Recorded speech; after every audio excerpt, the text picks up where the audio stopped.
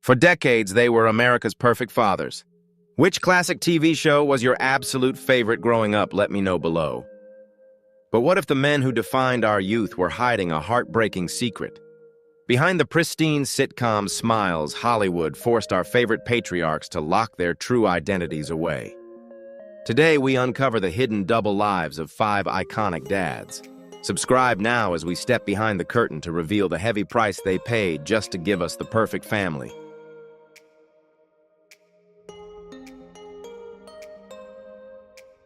Robert Reed, America's perfect dad, Hollywood's loneliest secret. To our generation, Robert Reed was the bedrock of the American household. As Mike Brady, he embodied the patient, wise, and ideal father we all wished for or aspired to be. Yet off-camera, his life was a masterclass in survival defined by a heartbreaking contrast between daytime television ideals and nighttime reality. A classically trained actor, Reed chafed at the Brady Bunch's sugary, simplistic scripts. His legendary clashes with creator Sherwood Schwartz weren't just artistic arrogance, they were the friction of a tortured soul. Reed fought for nuance because perfection was his armor. Behind the brilliant smile, Reed was living a double life. After a brief 1950s marriage that blessed him with a daughter, he spent the Brady years navigating the perilous underground gay scene of Los Angeles. He mastered the exhausting art of compartmentalization, professional patriarch by day, true self by night, always watching the shadows. His co-stars, including Florence Henderson, protected him with a fierce code of silence. Henderson later called him a tortured soul who channeled the immense strain of his secret into flawless professionalism. When Reed passed away in 1992 from colon cancer, the revelation of his HIV-positive status shattered the pristine image held by millions. It was a poignant reminder of the heavy price he paid to fit into the rigid molds of our youth. Robert Reed gave us the perfect family while sacrificing the freedom to have his own.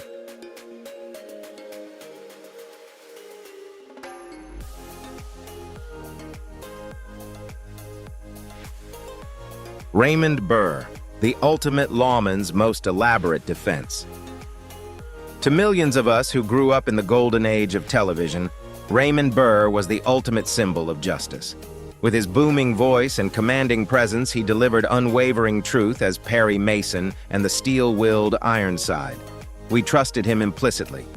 Yet the man who spent decades exposing secrets on screen was harboring Hollywood's most meticulously crafted illusion.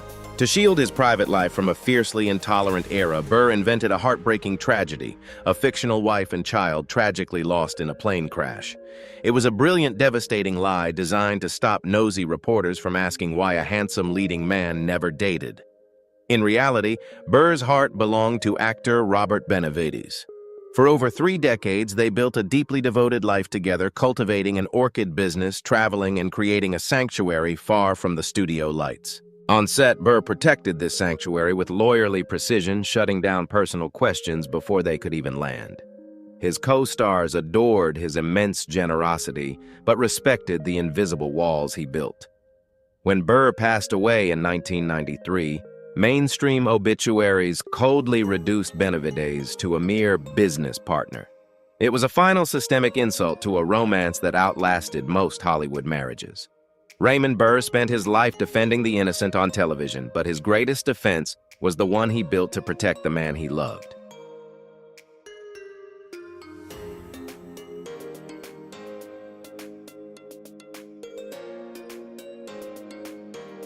Robert Young, the myth of Father Knows Best and the Hidden Storm. For a generation of Americans, Robert Young was the gold standard of fatherhood. As Jim Anderson on Father Knows Best, he walked into our living rooms every week with gentle authority, solving life's messes with infinite patience and a warm smile. He was the dad we all wanted. But behind that perfectly pressed suit and trademark pipe was a man fighting a relentless, suffocating darkness. In stark contrast to the domestic bliss he sold on screen, Young battled severe depression and alcoholism for decades. The man who modeled absolute emotional stability for the nation was secretly enduring psychiatric hospitalizations.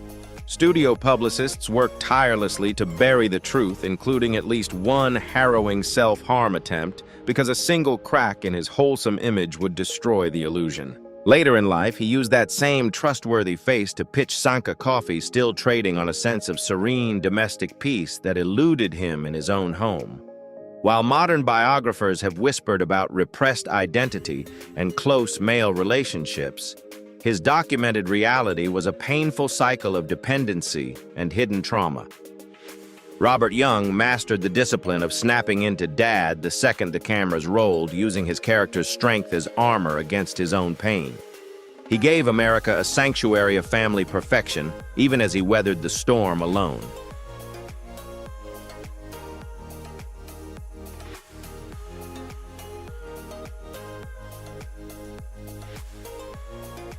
Paul Lynde, the king of Hollywood squares and his tragic comedy. To anyone who watched television in the 1970s, Paul Lynde was an absolute riot. Nestled in the center square of Hollywood squares, his sharp-tongued, campy, and deliciously wicked wit delivered unforgettable laughs.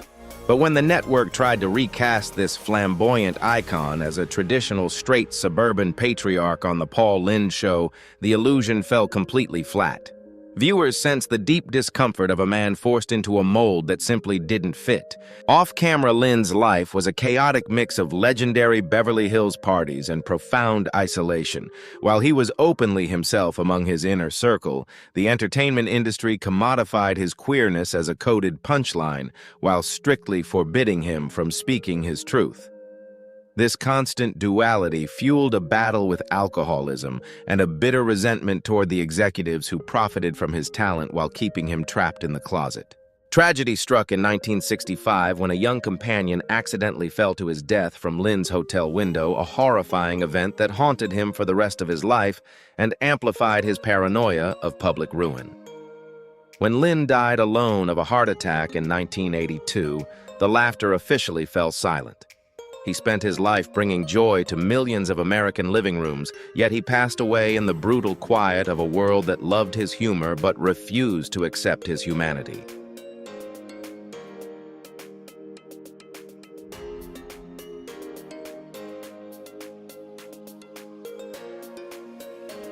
Dick Sargent, the bewitched husband who found his real voice. To millions of Americans, Dick Sargent was the quintessential television husband. Stepping into the role of Darren Stevens on Bewitched, he won our hearts with his charming exasperation and wholesome normalcy. Yet behind that suburban sitcom smile, Sargent lived in a state of perpetual vigilance.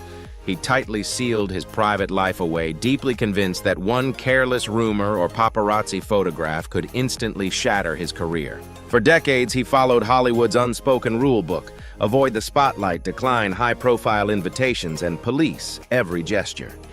But as the years rolled on and roles dried up, the isolation grew heavy. Then came 1991. Facing his 60s and witnessing a generation of friends decimated by the brutal AIDS crisis, Sargent chose courage over comfort. He sat down on Entertainment Tonight and did something men of his era almost never did. He came out publicly. His announcement stunned the nation, transforming him from a relic of vintage television into an instant beacon of hope. Sargent spent his remaining years tirelessly advocating at rallies and fundraisers, fiercely supported by his lifelong friend and co-star Elizabeth Montgomery. When he passed away from prostate cancer in 1994, he didn't leave us as just another face from Nick at Night reruns. Dick Sargent died a pioneer, proving that the most magical thing he ever did wasn't on a Hollywood set, but having the bravery to finally live in the truth.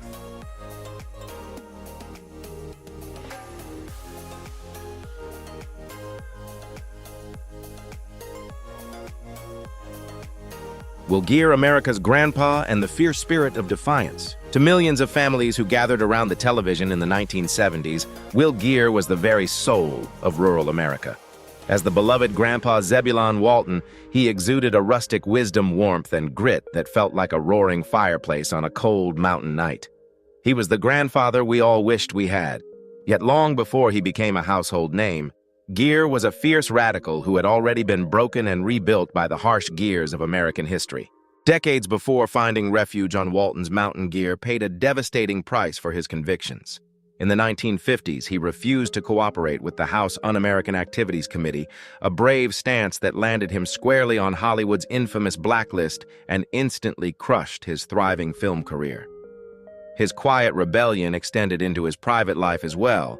In the 1930s, he shared a deeply meaningful relationship with Harry Hay, the visionary who would go on to found the Mattachine Society, one of America's earliest gay rights organizations.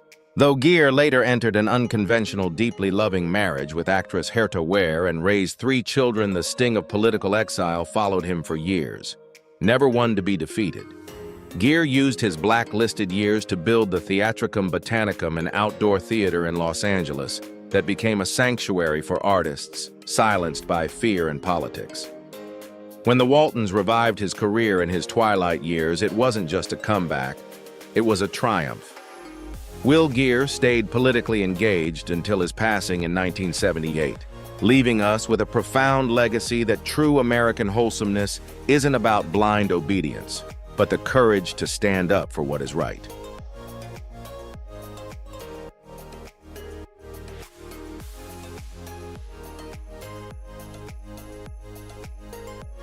William Frawley, the grumpy neighbor and the quiet solitude behind the laughs. To anyone who loves the golden age of television, William Frawley is Hollywood royalty.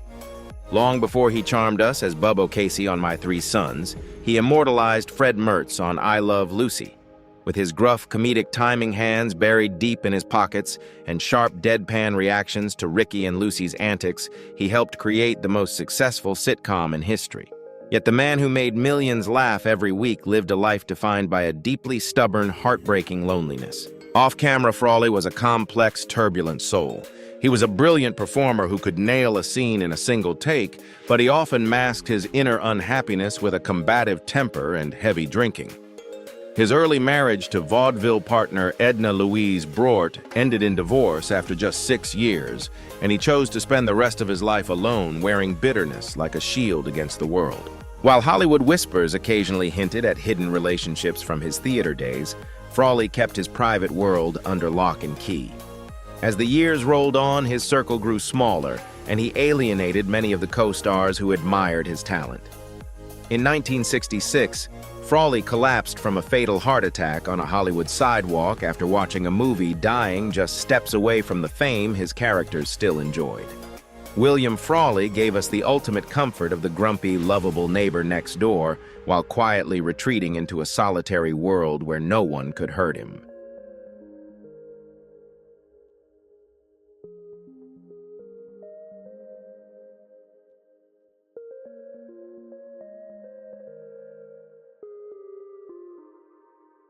Sebastian Cabot, the elegant gentleman and his quietly guarded life. To millions of Americans who watched television in the late 1960s, Sebastian Cabot was the very definition of British sophistication. With his grand stature, impeccable beard, and velvety voice, he stole our hearts as Giles French on Family Affair. Bringing a rare Shakespearean dignity to the sitcom, Mr. French became the beloved proper butler we all trusted to raise 3 young orphans. Yet the actor who exuded such comforting stability on screen lived a life wrapped in an elegant, impenetrable silence. Off-camera, Cabot's personal world was a masterpiece of discretion. He never married, and in an era of aggressive studio publicists and ruthless gossip columns, he mastered the art of the polite non-answer. While Hollywood circles quietly understood that he shared his life with male companions, Cabot used his towering 300-pound frame and self-deprecating humor about his love for food as a shield against the spotlight. By maintaining homes in both London and Los Angeles, he kept the transatlantic rumors perpetually out of reach, ensuring his true self remained a mystery. When Cabot passed away suddenly from a stroke in 1977, the standard Hollywood tributes rightfully praised his distinguished artistry, but could reveal almost nothing about the private man. Sebastian Cabot gave us a portrait of flawless devotion on television while keeping the keys to his own heart tucked safely out of sight.